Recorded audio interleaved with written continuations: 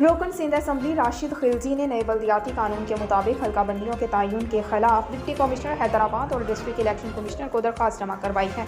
حیدرآباد سے C1 کے نمائندے مانی پٹھان کے مطابق حیدرآباد سے منتخب رکن سندھ اسمبلی راشد خلجی نے MQM پاکستان کے ایک وفد کے ہمراہ ڈپٹی کمشنر حیدرآباد فواد غفار سوملو اور ڈسٹرکٹ الیکشن کمشنر سے ملاقات کی۔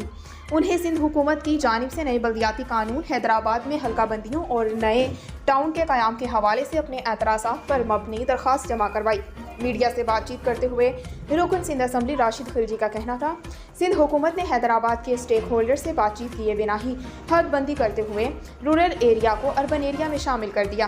اس سے یہ محسوس ہو رہا ہے پیپلز پارٹی جمہوری انداز سے تو اپنا میئر حیدرآباد میں نہیں لا سکتی، پر وہ ناجائز غلط طریقے سے اپنا میئر حیدرآباد لانا چاہتی ہے، جس کے لیے سیکرٹری لوکل گورنمنٹ کے نام الیکشن کمشنر کے نام درخواست دی ہے، جبکہ کورٹ آف لاء میں بھی جا رہے ہیں۔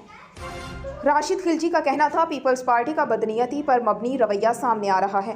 جس طرح انہوں نے رات کے اندھیرے میں نوٹیفیکیشن جاری کیا، یہ غیر جمہوری رویہ ہے۔